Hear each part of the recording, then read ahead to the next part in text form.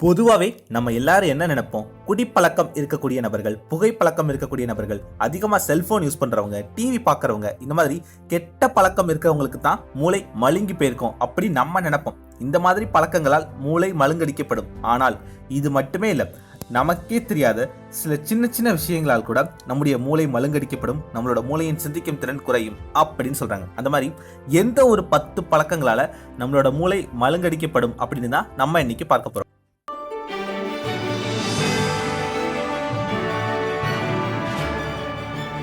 எண்ணுவதெல்லாம் உயர்வு.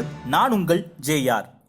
First point, wanting quick rewards. அதாவது ஏதாவது ஒரு பழக்கத்தையோ இல்லை ஏதாவது ஒரு செயலையோ இப்பதான் செய்ய ஆரம்பிப்போம், ஆனா உடனே அது நமக்கு நல்ல பலன்களை தரணும் அப்படின்னு ரிசல்ட்டை எதிர்பார்ப்போம். அப்படி உடனே நீங்க ரிசல்ட்டை எதிர்பார்க்கறதுனால உங்களுடைய மூளை மழுங்கடிக்கப்படும் சொல்றாங்க. உதாரணத்துக்கு, இப்பதான் நீங்க டயட்டோ இல்லை எக்ஸசைஸோ ஸ்டார்ட் பண்ணிருப்பீங்க, ஆனால் உடனே உடம்பு குறையணும் அப்படின்னு எதிர்பார்ப்போம். என்னடா இது, நம்மள ஒரு மாசமா டயட் இருக்கோம், எந்த ரிசல்ட்டும் இல்லையே அப்படின்னு மனம் தளரக்கூடாது.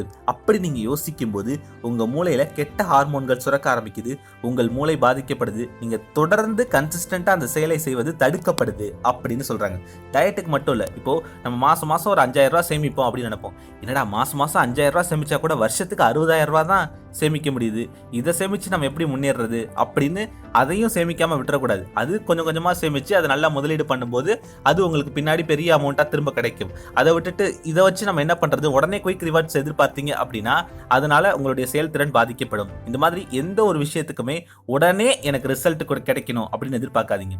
பொதுவாகவே ஒரு செயலை செய்யும் போது இது எவ்வளவு நாள்ல ரிசல்ட் கொடுக்கும் அப்படின்னு சொல்றாங்களோ அதை விட அதிக நாட்கள் கழித்து தான் நமக்கு இந்த பலன்கள் கிடைக்கும் அப்படின்னு உங்க மூளையில ஆரம்பத்திலே பதிவு பண்ணி வைங்க. இதன் மூலம் உங்கள் மூளை உற்சாகமாகவும் இருக்கும், அந்த செயலை தொடர்ந்தும் நீங்க செய்வீங்க. ரெண்டாவது point, dwelling on past mistakes. அதாவது உங்களுடைய கடந்த கால தவறுகளை நினைத்து வருத்தப்பட்டுக்கிட்டே இருப்பது.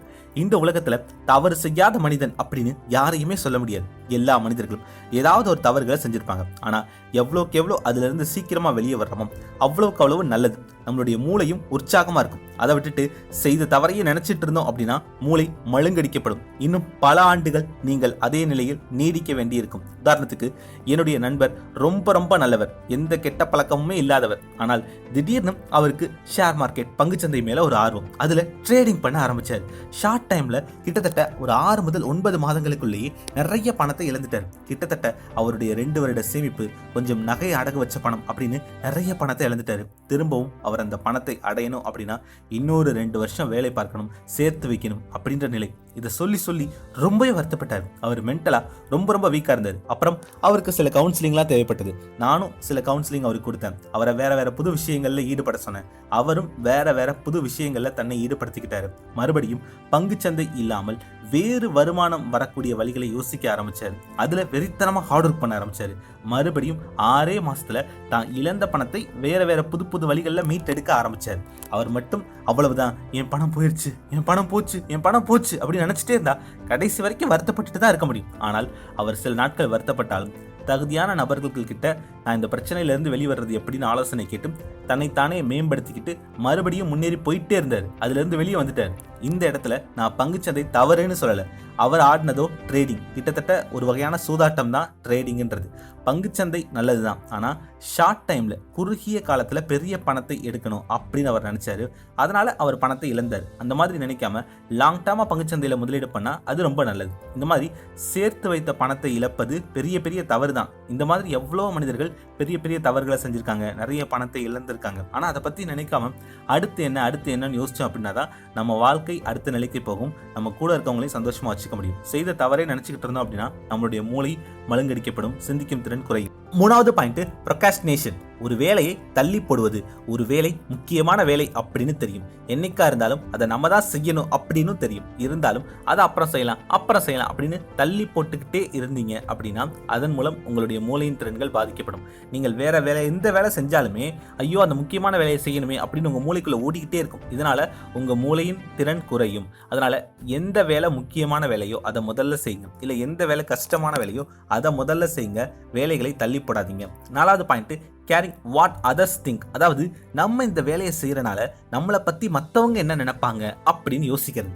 ஏதோ ஒரு பெரிய விஷயத்தை செய்யும் போது மற்றவங்க என்ன நினைப்பாங்கன்னு யோசிச்சா பரவாயில்ல. சில பேர் சின்ன சின்ன விஷயத்துக்கு கூட யோசிப்பாங்க. அவங்களுக்கு ஒரு ட்ரெஸ் பிடிச்சிருக்கும், ஆனால் இந்த ட்ரெஸ்ஸை நான் போட்டால் மற்றவங்க என்ன நினைப்பாங்க, இந்த வாட்சை நான் கட்டினா மற்றவங்க என்ன நினைப்பாங்க, நான் ஐஸ்கிரீம் சாப்பிட்டா மற்றவங்க என்ன நினைப்பாங்க, நான் ஒரு தனியாக படத்துக்கு போனால் மற்றவங்க என்ன நினைப்பாங்க அப்படின்னு ஒவ்வொரு விஷயத்துக்கும் மற்றவங்களை பற்றி யோசிச்சு யோசிச்சு யோசிச்சு யோசிச்சு வருத்தப்பட்டுக்கிட்டே இருப்பாங்க. இப்படி பண்ணுறதால நம்மளுடைய மூளையின் திறன் தான் பாதிக்கப்படும். உங்களுடைய பெற்றோர்கள், உங்களுடைய லைஃப் பார்ட்னர், இவங்க 2 பேருக்கு மட்டும்தான் நீங்கள் பதில் சொல்லணும். இவங்க என்ன நினைப்பாங்க அப்படி நீங்கள் நினச்சா ஓகே. அதை தவிர்த்து மற்ற எல்லாருமே உங்களுக்கு தேர்ட் பர்சன் தான். அவங்க உங்களை பற்றி என்ன நினச்சா என்ன அப்படின்ற கவலை உங்களுக்கு வேண்டாம். அவங்க என்ன வேணால் நினச்சிட்டு போகட்டும். நீங்கள் உங்களுக்கு பிடிச்ச விஷயங்களை தொடர்ந்து செஞ்சுக்கிட்டே இருங்க. இனிமேல் அடுத்தவங்க என்ன நினைப்பாங்க அப்படி நினைக்காதீங்க. அப்படி நினைக்கிறனால உங்களுடைய சிந்திக்கும் திறன் குறைபடும். அடுத்த point, comparing your self to others. அதாவது அடுத்தவங்களோட நம்மளை கம்பேர் பண்ணி பார்த்துக்கிறது. இதனால நம்மளுடைய மூளையின் திறன் குறையும் அப்படின்னு சொல்றாங்க. யாரையுமே உங்களோடு ஒப்பிடாதீங்க.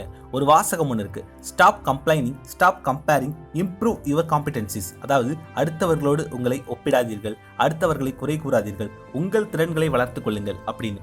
It's always you versus you தான்.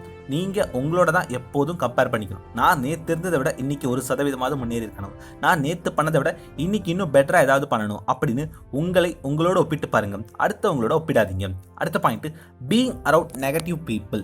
உங்களை சுற்றி எப்போதும் நல்ல மனிதர்கள் இருக்க மாதிரி பார்த்துக்கோங்க. நீங்கள் எந்த 5 மனிதர்களுடன் பழகுகிறீர்களோ அந்த 5 மனிதர்களின் சராசரியாகத்தான் விளங்குவீர்கள் அப்படின்னு சொல்லுவாங்க. அந்த மாதிரி எப்போதுமே நல்ல மனிதர்களோடு பழகுங்க. உங்களை சுற்றி நெகட்டிவ் பீப்புள் யாராவது இருந்தாங்க அப்படின்னா மேக்ஸிமம் அவங்கள அவாய்ட் பண்ண ட்ரை பண்ணுங்க. உங்களை சுற்றி 4 நல்ல மனிதர்கள் இருக்காங்க, ஒரே ஒரு நெகட்டிவ் மனிதர்கள் இருந்தாலும் முடிஞ்ச வரை அவங்கள அவாய்ட் பண்ண ட்ரை பண்ணுங்க. அடுத்த point, not asking for help. அதாவது அடுத்தவங்க கிட்ட உதவி கேட்கலாமா வேணாமா அப்படின்னு யோசிச்சு யோசிச்சு யோசிச்சு தயங்கிக்கிட்டே இருக்கிறது. இப்போ நீங்கள் ஒரு விஷயத்த பண்ண ஆரம்பிக்கிறீங்க, இதுக்கு மேலே இந்த விஷயத்த எப்படி பண்ணுறதுன்னு தெரில, அங்கேயே ஸ்ட்ரக் ஆகிட்டீங்க அப்படின்னா தாராளமாக கண்டிப்பாக நீங்கள் அடுத்தவங்க கிட்ட உதவி கேட்கணும். தகுதியான நபர்கள் கிட்ட உதவி கேட்கணும்.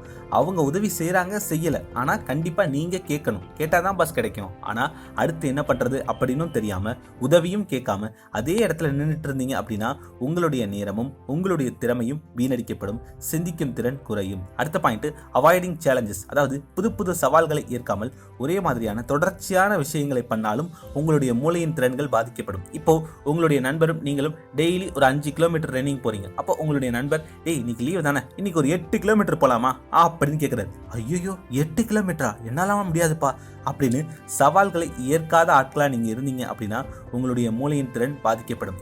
ரன்னிங்ன்றது ஒரு எக்ஸாம்பிளுக்காக தான் சொன்னேன். இதே மாதிரி ஆஃபீஸில், வீட்டில் அப்படின்னு பல இடங்களில் நமக்கு ஏதாவது ஒரு பொறுப்புகளை கொடுப்பாங்க, இல்லை ஏதாவது ஒரு புது புது சவால்களை கொடுப்பாங்க. அப்போது நம்ம அதை ஏற்றுக்கிட்டு பண்ண ஆரம்பிக்கணும். ஆனால் நம்ம அப்படி இல்லாமல் நமக்கு எதுக்குடா ஒம்பு, நம்ம இருக்கிற இடம் தெரியாமல் இருந்துட்டு போகிறோம்டா அப்படின்னு அதை ஏற்க மறுத்தோம் அப்படின்னா நம்மளால் வளரவே முடியாது. அதனாலையும் நம்மளுடைய மூளையின் திறன்கள் பாதிக்கப்படும். அடுத்த point, over thinking every thing. அதாவது ஒருவேளை இப்படி ஆயிருமோ, ஒருவேளை அப்படி ஆயிருமோ அப்படின்னு அளவுக்கு அதிகமாக யோசிச்சு யோசிச்சு யோசிச்சு வருத்தப்படுறது.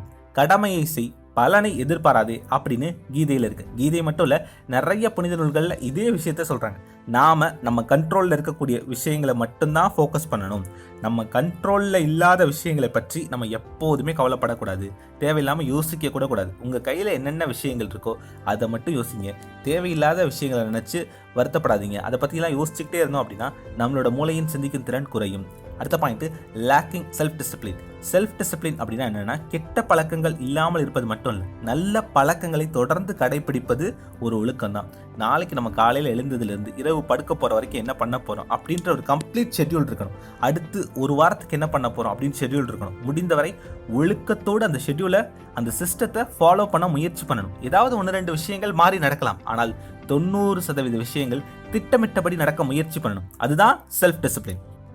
இந்த மாதிரி ஒரு நாளை முன்கூட்டியே திட்டமிட்டு இந்த நேரத்தில் நான் இதை தான் பண்ணுவேன் அப்படின்னு ஒரு ஒழுக்கத்தோடு அதை பண்ண ஆரம்பித்தோம் அப்படின்னாலே நம்முடைய மூளை சிறப்பாக இயங்கும். அடுத்து நம்ம என்ன பண்ண போகிறோம் அப்படின்னு தெரியாமல் இருந்தோம் அப்படின்னா யோசிச்சு யோசிச்சு யோசிச்சு யோசிச்சு மூளையின் திறன்கள் பாதிக்கப்படும் அப்படின்னு சொல்கிறாங்க. இப்போ ஒன்றும் இல்லைங்க, இப்போ நீங்கள் ஒரு ஹவுஸ் ஒய்ஃப்னே வச்சுக்கோங்க. திங்கக்கிழமை என்ன சமைக்க போகிறீங்க, செவ்வாய்க்கிழமை என்ன சமைக்க போகிறீங்க, அடுத்த புதன்கிழமை என்ன சமைக்க போகிறீங்க அப்படின்னு ஒரு வாரத்துக்கான சமையல் என்ன அப்படின்னு பிளான் பண்ணிட்டோம் அப்படின்னா அந்த திட்டம் உங்ககிட்ட இருந்தது அப்படின்னா உங்களுக்கு ஒரு ரிலாக்ஸ்டாக இருக்கும், ஈஸியாக உங்கள் வேலைகளை முடிக்க முடியும். ஆனால் இன்றைக்கி என்ன சமைக்க போகிறோம் அப்படின்னு முடிவே தெரியாமல் யோசிச்சுக்கிட்டே இருந்தோம் அப்படின்னா மூளையின் திறன்கள் பாதிக்கப்படும். சமைக்கிறதுக்கே இவ்வளோ நேரம் யோசிச்சிங்க அப்படின்னா அப்போ எப்படி மற்ற விஷயங்கள் விஷயங்களில் உங்களால் ஃபோக்கஸ்டாக இருக்க முடியும். சில விஷயங்கள் இப்படித்தான் இருக்கணும் அப்படின்னு முதல்ல பிளான் பண்ணிக்கோங்க. அதன் மூலம் உங்கள் மூளை ரிலாக்ஸ்டாக இருக்கும். அவ்வளவுதாங்க.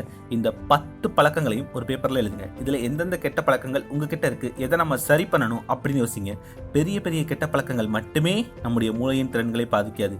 இது போன்ற சின்ன சின்ன விஷயங்கள் கூட நம்மளுடைய மூளையின் திறனையும் சிந்திக்கும் திறனையும் குறைக்கும். அதனால் இதெல்லாம் எப்படி அவாய்ட் பண்ணுறதுன்னு யோசிங்க.